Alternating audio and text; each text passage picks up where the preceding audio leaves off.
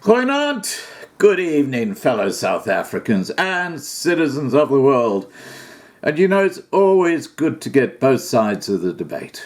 And we're going to have that on Sunday night, so please remember to be there. I'll put the live stream link down below so you can subscribe, click the bell, and when we go live, you can come and join the debate by being on the side channel and asking your questions, or the side chat, and ask your questions there.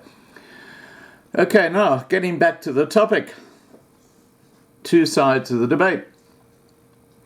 And Michaela wrote to me, and hi Michaela, huge shout out to you, and Bonsai says hi too.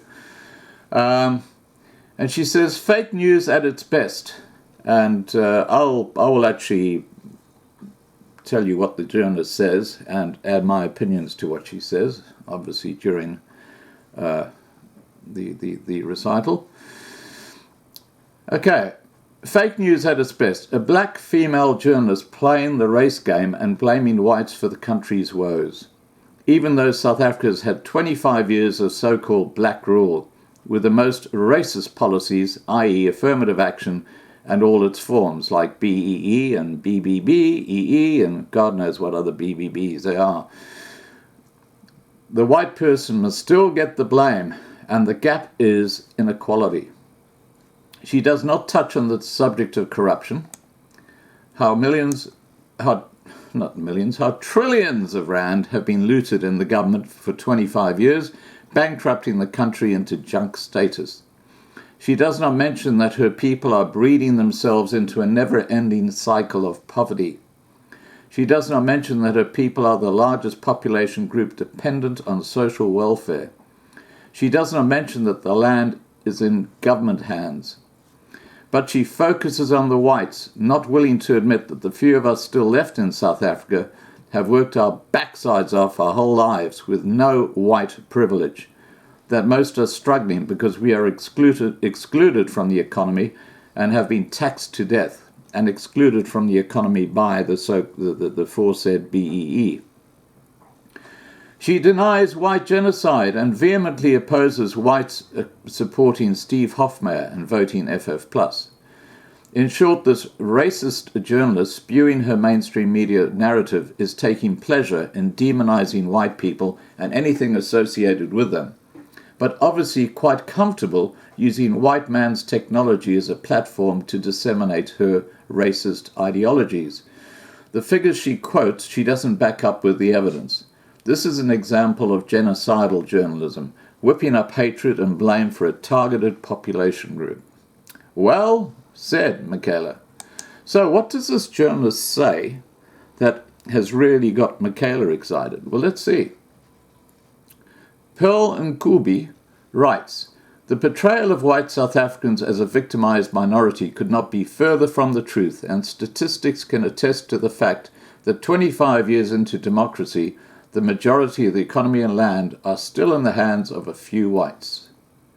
And then she goes on to say the Rainbow Nation of Nelson Mandela and Desmond Tutu is dead. While the democratic system has delivered political freedom for black South Africans, the economic legacy of apartheid still endures. Poverty, inequality, and joblessness among black South Africans in particular is pervasive.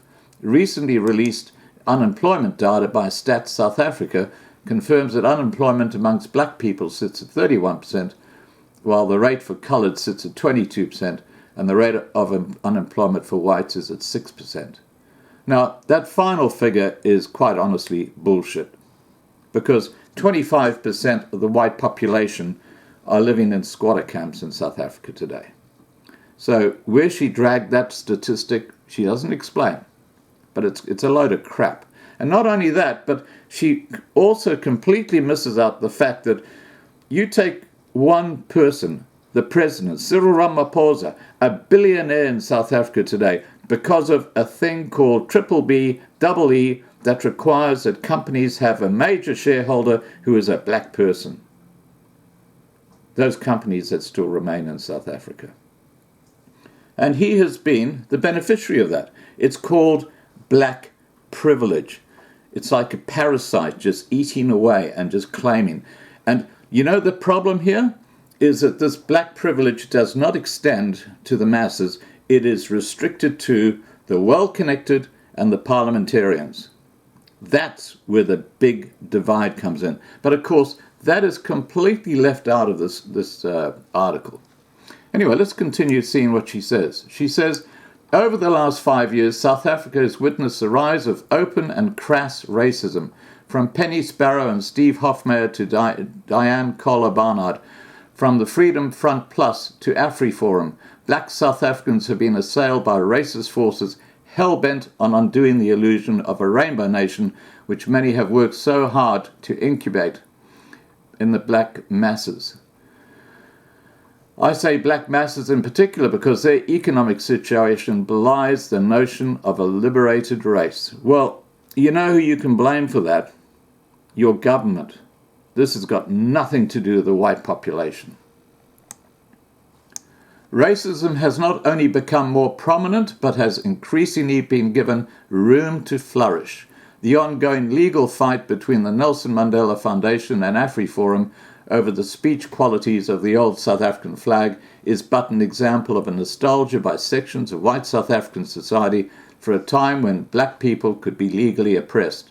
The court battle has sparked a national conversation around the matter and exposed the fragility of race relations in the country. You know, the South African Human Rights Commission is a disgrace. It's an arm of the ANC. And you have to look no further on the way they reacted to the hate speech of the EFF, which is an extension of the ANC. They said, no hate speech here. It was creative art when they said, kill the Boer. And now you're talking about a flag that is a symbol of South African past history, and you're trying to make that hate speech? My gosh, the I factor is definitely coming in here, I tell you what. MultiChoice's threat to terminate its sponsorship of the 2019 Afrikaans is Groot concert because of the presence of Steve Hofmeyr, and the blowback from the Afrikaans community against this sensible stance by MultiChoice is instructive. Sensible stance? Who said that's a sensible stance? That's your opinion, and you are so way off the mark, madam. That there are still sections of the Rainbow Nation who want to debate the accessibility of demeaning blacks is quite concerning.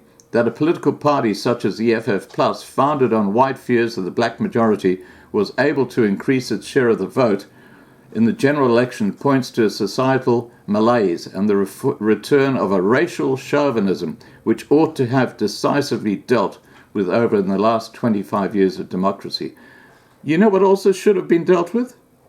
The black-on-white violence, which is increasing daily. Look at the farm attacks in May. There's more than one per day. People being murdered, several murders, people being raped. You never talk about that, do you? Can you understand why the white population is sitting up and taking notice? If this was the black population being targeted, my God, the mainstream media around the world would be up in arms and screaming, racist, racist, racist. But no, because it's black on white violence, it kind of makes it okay. There lies the rub.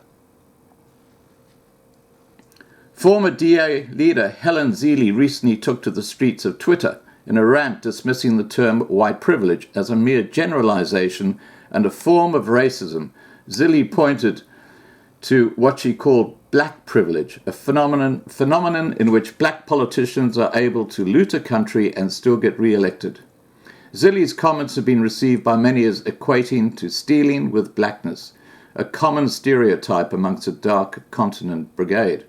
Other than being incredibly demeaning to black people, the comment by Zille speaks of a glowing confidence by white racists to insist on their right to speak their bigoted minds regarding of the danger this poses for the idea of a united, non-racial South Africa.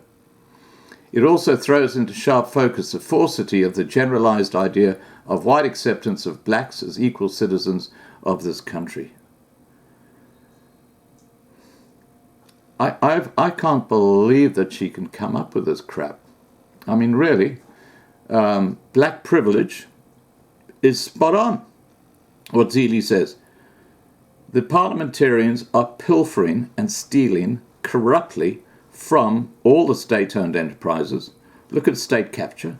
Look at Ace Magashula and Patrick Myberg's book, Gangster State. There are so many examples of corruption taking place at the highest levels in government. That's where black privilege is. They are sucking the country dry. They are parasites. They have no reason to be called honorable. They are the most dishonorable, corrupt bunch of politicians in the world today. A general culture of victimhood amongst the white population has birthed the factually incorrect claim of white genocide in South Africa. The idea has been promoted by white national organizations such as AfriForum, who have embarked on campaigns and overseas tours in an effort to garner sympathy and support. The portrayal of white South Africans as a victimized minority could not be further from the truth, and statistics can attest to this. Now, first of all, this is fake news, because AfriForum is probably the only white organization that's saying there is not a genocide happening to the whites in South Africa. So she got that wrong. What else did she get wrong here? She talks about statistics, but she doesn't actually talk about where she gets that information. She's just made it up like that 6% figure of white unemployment when 25% of whites are living in poverty in South Africa today. They wouldn't be living in poverty. They wouldn't be in squatter camps if they had employment. So that just doesn't stack up, just like the rest of this article. 25 years into democracy, the majority of the economy and land are still in the hands of the few. It is commendable that the economic freedom fighters has brought the issue of land ownership forcibly to the fore for the public agenda. Whatever differences about land ownership models may exist on the question of land, the time has indeed come for South Africans to have a frank and honest conversation about land as a proxy for the failure of the Rainbow Nation narrative. It is time to talk about redress and bridging the inequality gap. Well, let me assure you, madam, that the greatest land holdings in South Africa are owned by the South African government. They are in the ANC's hands. If, like I had a video the other day, where if those government lands were distributed to impoverished black Africans, and they each had their own plot of land, and they were given title deed to that land so they knew they had security, which is unlike Malema's EFF, which is saying they're going to nationalize all land, so there's no security, and after 25 years, regardless of whether you're white, brindle, black, Asian, colored, the government has the right to kick you off that land and put someone else there. Where's the security with that? The EFF are a bunch of wankers. You know what the EF can do? They can pog my horn, okay? Pog my horn. Malema and crew are a bunch of assholes. Until white South Africans come to the table and engage honestly in conversations about the economy and land, not much is likely to change. Achieving a true Rainbow Nation is not just a matter of forgiveness, but a matter of systematic redress, and will come at a price for all who desire a truly free South Africa. Until real change has taken place, the gaps and the tensions will continue to grow. And you know why they're growing? You can't drive a car in South Africa now with some idiot blocking the road with burning tires and rocks and crap like that. You know, the whole of South Africa has become a very unsafe place.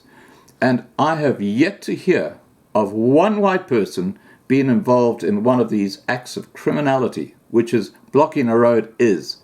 And these stupid fake media people continue to call those rioters protesters. Protesters relates to a peaceful protest. Rioters was where they break the law. When you put burning tires and crap all out over the road so people can't go along the road, that's a riot. It's breaking the law. But of course, the fake news don't gather that, do they?